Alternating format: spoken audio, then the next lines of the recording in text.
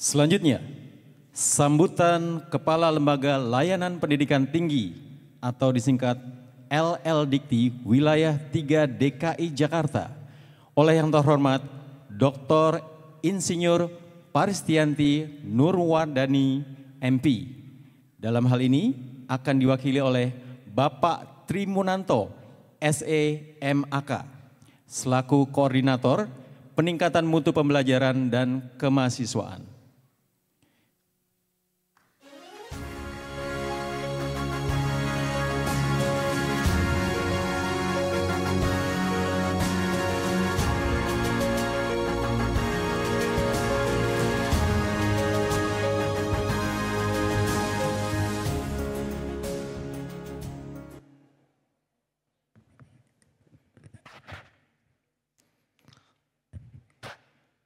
Assalamualaikum warahmatullahi wabarakatuh. Salam sejahtera bagi kita semua. Shalom, Om Swastiastu, Namo Buddhaya, salam kebajikan, rahayu. Yang kami hormati Bapak Wakil Ketua Komisi 10 DPR RI, Dr. Dede Yusuf. Yang kami hormati Bapak Menteri Pemuda dan Olahraga, Bapak Aryo Bimo Nandito Aryo Tejo. Yang kami hormati Ketua Pembina, pengurus dan anggota pengurus Yayasan Ilohmata. Yang kami hormati Bapak Rektor Institut Setiami, Profesor Dr. Insinyur Wahyudin Laturen, MM. Yang kami hormati para anggota Senat, jajaran pimpinan, dosen dan seluruh sivitas akademika di lingkungan Institut Setiami. Yang kami hormati dan yang sedang berbahagia para wisudawan, para orang tua dan wali, serta para undangan dan hadirin yang saya hormati. Pertama-tama kita panjatkan puji dan syukur kehadirat Tuhan Yang Maha Esa atas limpahan berkahnya, kesehatannya kita masih bisa berada di acara wisuda Institut Setiami hari ini. Saya mewakili Ibu Kepala LLDikti Wilayah 3 menyampaikan salam tentu saja dari Ibu Kepala kepada Bapak Ibu semuanya, para wisudawan, serta permohonan maaf dari Ibu Kepala LLDikti Wilayah 3 tidak bisa menghadiri undangan wisuda karena memang ada kegiatan yang cukup mendadak, sepertinya ada acara di kementerian sehingga beliau harus ke kementerian. Yang pertama juga selamat kepada para wisudawan, wisudawati yang hari ini diwisuda. Selamat kepada para orang tua dan wali yang saya yakin hari ini sama-sama berbahagia dengan para wisudawan gitu ya. Bapak Ibu yang kami hormati, kita tahu tantangan di depan semakin besar. Tidak hanya semakin besar, perubahannya sangat cepat dan semakin cepat. Apa yang terjadi di 10 tahun belakangan itu jauh lebih banyak daripada 10 tahun yang mungkin dirasakan oleh orang tua kita dulu. Sehingga kita adik-adik, mahasiswa, lulusan, wisudawan perlu terbiasa untuk beradaptasi terhadap perubahan. Banyak sekali tantangan dan tantangan itu menjadi peluang tentunya.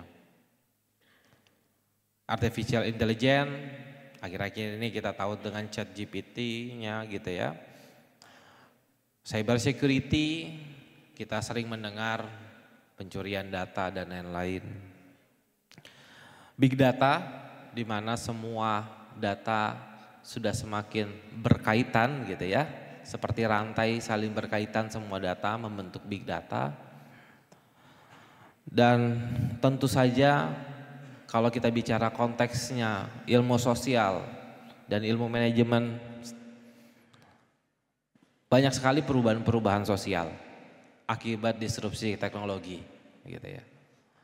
Tidak ada disrupsi teknologi yang tidak mengakibatkan perubahan sosial. Sehingga adik-adik lulusan wisudawan sudah sangat tepat berkuliah di Institut Siami.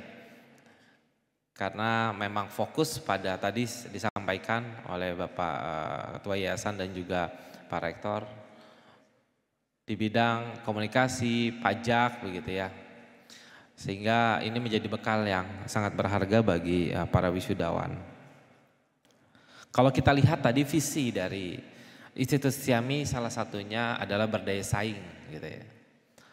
Berdaya saing sangat-sangat kita perlukan.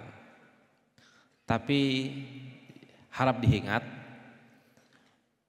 kita tidak melulu, tidak harus selalu bersaing dengan orang lain. Dengan teman kita, dengan kompetitor kita nanti di dunia kerja, dengan orang lain di masyarakat. Kita tidak selalu bersaing dengan mereka. Yang harus kita utamakan adalah berkolaborasi dengan mereka. Bersainglah berkompetisilah dengan diri Anda sendiri. Lawanlah kemalasan, ketidakpercaya dirian, pesimisme di dalam diri. Itu yang harus dilawan, disaingi agar para lulusan menjadi manusia-manusia yang unggul dan berdaya saing secara paripurna. Ingat sekali lagi, kolaborasi itu sangat-sangat penting. Kita sekarang tahu bagaimana bidang ilmu itu saling melintas, gitu ya. Gak bisa orang IT bikin aplikasi begitu ya sendirian, hanya mengandalkan dia atau teman-teman yang orang IT gak akan bisa. Perlu ada orang sosial, perlu ada orang hukum, perlu ada bidang-bidang lain yang menunjang hal tersebut. Karena sekali lagi, tidak ada disrupsi teknologi yang tidak mengakibatkan perubahan sosial. Itu yang paling penting. Jadi berkolaborasi dan beradaptasi menjadi hal yang penting. Dari sisi perguruan tinggi juga kami berharap Institut Siami juga membekali dan selalu memperbarui kurikulum yang ada. Kurikulum dibuat bukan untuk kebutuhan hari ini. Kurikulum dibuat untuk kebutuhan 5, 10, 20 tahun mendatang. Jadi mohon Bapak Ibu dosen bersinergis memetakan apa sih kebutuhan 15, 20 tahun mendatang. Kenapa kita jauh-jauh memetakan kebutuhan 20 tahun mendatang untuk sebagai dasar kurikulum kita saat ini? Karena yang kita akan hasilkan, para wisudawan ini akan menjadi pemimpin di 15-20 tahun mendatang. Gitu. Jadi kita harus siapkan mereka ketika nanti menjadi pemimpin. Bukan hanya untuk kebutuhan hari ini. Jadi selalu perbarui kurikulum di Institut Siami dan saya yakin saya menemani, mengawal dalam 5 tahun terakhir. Siami adalah salah satu perguruan tinggi yang sering saya, tadi Pak Rektor sampaikan, sering saya jewer begitu ya. Tapi bagaimanapun kami LL Dikti, kami orang tuanya perguruan tinggi gitu ya. Sehingga itu adalah bentuk rasa sayang kami dan buktinya sekarang tadi Pak Rektor sudah menyampaikan berbagai macam prestasi ya. Mulai dari mahasiswa yang cum laude itu berarti keberhasilan dalam proses pembelajaran.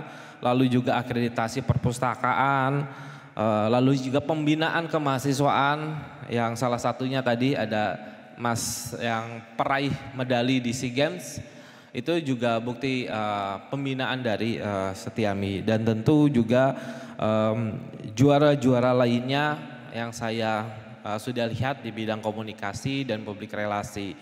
Dan itu menjadi prestasi tersendiri bagi Setiami. Pemerintah dalam beberapa tahun terakhir memberikan banyak sekali beasiswa. Di Kementerian Pendidikan Kebudayaan Riset Teknologi kita punya beasiswa KIPK yang dulu adalah namanya Bidik Misi. Lalu juga ada beasiswa Indonesia Maju. Ini adalah untuk mahasiswa-mahasiswa yang berprestasi akademik dan non-akademik. Pemerintah daerah pun juga sama memberikan beasiswa Jakarta Menuju Unggul, dan juga beasiswa-beasiswa lain dari kementerian dan lembaga di Indonesia. Sehingga kesempatan berkuliah itu sebenarnya sangat terbuka lebar gitu ya.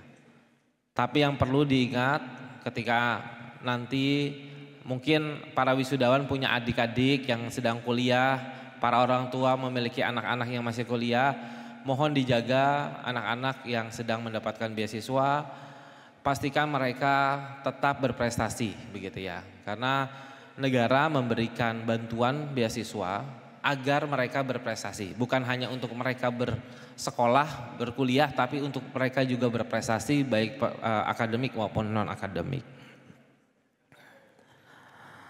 Tadi saya juga sudah mendengar dari Pak Rektor mengenai rencana pembukaan S3 dan ini menjadi berita baik bagi LLDT Wilayah 3 karena memang S3 di bidang administrasi masih sangat sedikit di Jakarta sehingga ini menjadi salah satu tempat untuk menghasilkan para tenaga-tenaga pendidik, para peneliti dan lain-lainnya yang diharapkan bisa berkontribusi terhadap pengembangan keilmuan dan pengetahuan. Berikutnya juga dengan student body sekitar 9 ribuan mahasiswa. 7 ribu dari 9 ribuan mahasiswa itu merupakan target dari program Merdeka Belajar Kampus Merdeka. Banyak sekali program-program yang ditawarkan mulai dari student mobility, IISMA ya kalau yang terkenal itu ke luar negeri, kuliah di luar negeri selama 1-2 semester, lalu ada magang, bersertifikat dan program-program lainnya. Nah saya melihat potensi di Setiami ini cukup besar untuk terlibat dalam Merdeka Belajar Kampus Merdeka dan itu harus menjadi sebuah kenormalan. Karena kenapa? Karena dengan Merdeka Belajar, mahasiswa diberikan kesempatan untuk berpengalaman di luar kampus. Mas Menteri selalu menganalogikan bahwa dunia kerja dan dunia industri itu sebagai samudra yang luas. Kenapa samudra? Karena kita tidak tahu kapan badai itu datang, seberapa besar ombak itu akan menerjang kita, ada apa ancaman ikan hiu dan lain-lainnya di bawah kita tidak tahu. Jadi jangan biarkan mahasiswa untuk belajar hanya di kolam renang. Biarkan mereka belajar juga di lautan yang lepas. Maka itu pemerintah memberikan kesempatan bagi mahasiswa untuk merasakan 3 semester, khususnya untuk sarjana dan sarjana terapan.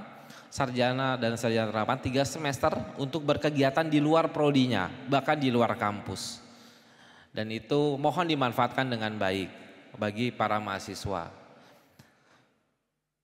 Berikutnya juga tadi saya sangat surprise ketika Pak Rektor meminta para wisudawan untuk berdiri, mengucapkan janjinya, komitmennya untuk tidak korupsi. Korupsi itu adalah salah satu dari 4 dosa pendidikan di Indonesia. Selain korupsi, ada kekerasan seksual, ada bullying, ada intoleransi. Nah tadi Pak Rektor sudah meminta komitmen para wisudawan untuk tidak anti korupsi, itu sudah salah satu bentuk dari implementasi atau kontribusi Setiami untuk menghapus dosa pendidikan tersebut. Dan tidak kalah penting juga saya mengingatkan Pak Rektor beserta jajarannya, salah satu yang tadi dosa pendidikan adalah kekerasan seksual. Dan mohon Setiami segera mengakselerasi pembentukan Satgas PPKS di Setiami. Walaupun saya yakin Setiami juga sudah punya satuan kerja yang memang selama ini menangani masalah-masalah kemahasiswaan atau yang terkait kekerasan seksual, tapi Mas Menteri sudah menerbitkan Permendikbud khusus untuk PPKS di mana harus membentuk Satgas dengan tahapan yang sudah ditentukan. Dan itu menjadi penting karena potensi kekerasan seksual tidak hanya terjadi di lingkungan kampus. Dengan adanya kesempatan untuk belajar di luar kampus dan lain-lainnya, mungkin saja kekerasan seksual itu bisa terjadi di luar kampus. Sehingga perguruan tinggi sebagai induknya mahasiswa perlu membentuk satgas dalam rangka melindungi, mencegah, dan mengadvokasi sampai mendampingi para korban kekerasan seksual. Itu sangat penting, kekerasan seksual ini akan menjadi poin penting dalam permen yang baru, di mana perguruan tinggi yang tidak memiliki satgas akan dikenakan sanksi. Dan ini masih ada waktu, saya lihat juga sudah membuat akun di portalnya PPKS, sehingga tinggal diakselerasi hingga pembentukan satgas. Akhir kata, terima kasih kepada Bapak Rektor, para dosen, para tenaga kependidikan yang sudah mengawal 620 mahasiswa hingga akhirnya hari ini diluluskan di Gedung Balai Samudra ini. Terima kasih, tepuk tangan dulu untuk para dosen dan tenaga kependidikan atas jasa-jasanya dan waktu serta pengorbanannya sampai hari ini. Serta harapan kami kepada Bapak Ketua Pembina dan Pengurus Yayasan, mohon selalu didukung rektorat dari institut, seperti kata Ibu Paris begitu ya, harus satu langkah nih Pak Rektor, lalu Bapak Pembina dan Pengurus Yayasan harus satu langkah, karena sebaik apapun dan sebaik apapun rektor beserta program-programnya, kalau tidak didukung juga jalannya akan lambat, sehingga untuk berlari, untuk melompat perlu ada dorongan dari yayasan. Mungkin itu, semoga para wisudawan wisudawati ini menjadi manusia-manusia unggul dan sukses di masa depan. Jangan berhenti sampai di sini, bagi yang S1 dan S2 dan diploma, lanjutkan studi, karena kesempatan studi itu bukan mengeluarkan uang, tapi studi itu adalah investasi untuk masa depan Anda. Sekian dari saya, terima kasih. Wabillahi taufiq wal hidayah. Wassalamualaikum warahmatullahi wabarakatuh. Kami mohon Bapak Tri Munanto untuk menuju ke panggung untuk menerima cenderamata dari kami. Mohon berkenan kepada Bapak Rektor didampingi Wakil Rektor 1 Bidang Akademik, Dr. Ois Komalawati, dan Wakil Rektor 2 Bidang Non-Akademik, Bapak Dr. Hartono.